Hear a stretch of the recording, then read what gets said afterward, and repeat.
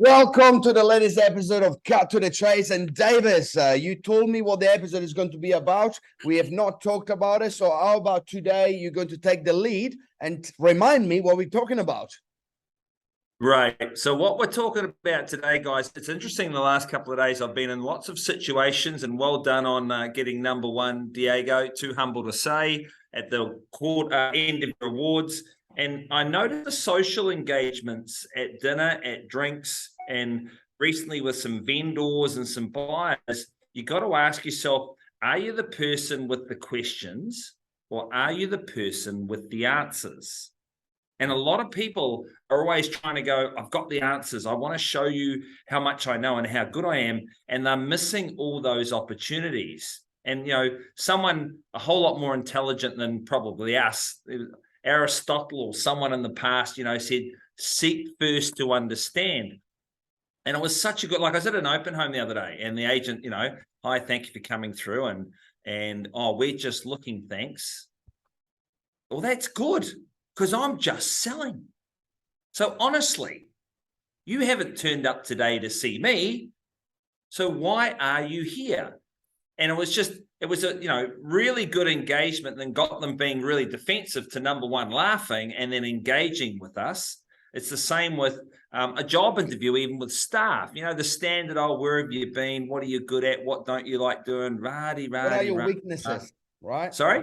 What are your weaknesses? Those BS questions. Oh, you know, and one of the best questions, again, they're out there, right? What's the one question you're hoping that I don't ask today? And then they're scared to ask the questions, right? They are scared to ask the questions because they don't know what they're going to get as an answer, right? Yes. And it's the same with the sellers, you know. What's the one thing that you don't want? To actually ask them better questions to actually nail down the truth. It's like buyers at the moment, you know, and they're sitting on the fence, the Remu riders. What are you going to do when interest rates go down and all of a sudden you're going to be multiple buyers all the time? What are you going to do then? Are you going to follow the market up? So it's just, and like I was at dinner last night, and it was really uncomfortable. So I'm like, okay, people like us have to keep the conversation going. And it was like, guys, what's your big happy? Well, what do you mean? Not what do you do for a job and rah-de-rah and the weather and politics, just good questions. Where do you see yourself in 5 years? Oh, I do da-da-da-da-da-da. You know, what made you get into that line of business? Chat. So that's just what I wanted to touch on today, Diego. Better questions, less answers. And hopefully people can get some tips out of this. What are some of your questions? Well, I've got a practical one. You're at the listing presentation. And now we all gone, if you're an agent and you sold a few property, you've probably experienced a stuff up with the chattels, right? Something that the vendor said was working and then it's not. And then guess who's paying? Us.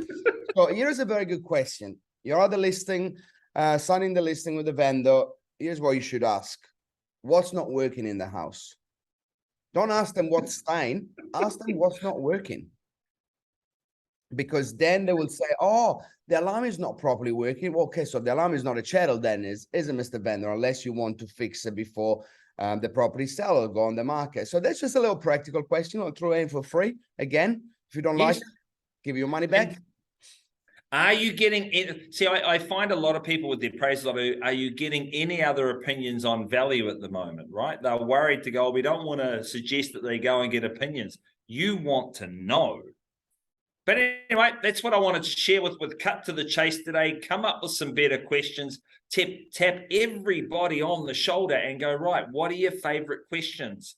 And then in a social environment, in a listing presentation, like even getting a price reduction or trying to close that gap, what's the one question? See, my best one at the moment is Mr. and Mrs. Seller, the reason for selling. Is that more important than the difference in the cash that we have for you right now? I want you to focus on which is the most important, the 20, 30 grand, or the reason for selling and getting yourself to X, Y, Z. Better question. Love your work, Davis. Always a pleasure. Never a chore. We'll see you next week. Well done, champ.